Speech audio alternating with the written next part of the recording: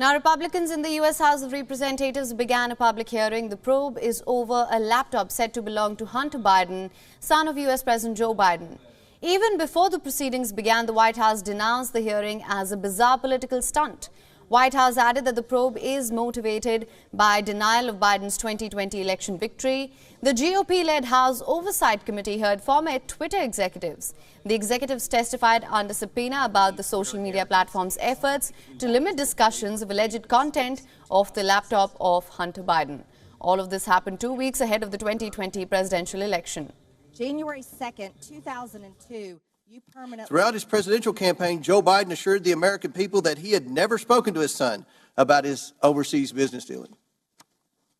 However, the details exposed in the Post article indicate that Joe Biden lied to the American people.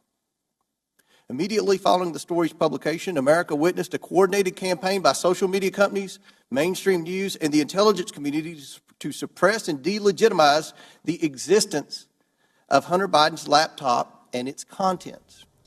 Now, the hearing marked the first public proceeding of an investigation into the Biden family's business dealings.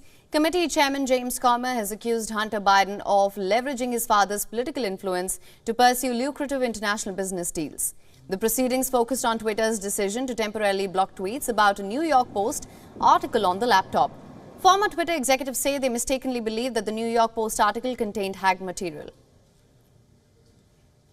It's a concern with these foreign interference campaigns that informed Twitter's approach to the Hunter Biden laptop story. In 2020, Twitter noticed activity related to the laptop that, at first glance, bore a lot of similarities to the 2016 Russian hack and leak operation targeting the DNC. And we had to decide what to do. And in that moment, with limited information, Twitter made a mistake.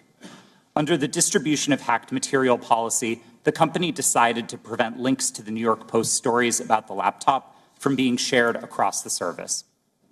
I've been clear that in my judgment at the time, Twitter should not have taken action to block the New York Post's reporting. And just 24 hours after doing so, the company acknowledged its error. Now, Republicans described the decision as part of a conspiracy to suppress revelations about Hunter Biden and his father ahead of the 2020 election.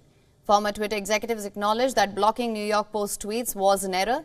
They added that Twitter's decision was reversed within 24 hours. For more on this, our correspondent Susan Tehrani has sent us this report. Let's listen in.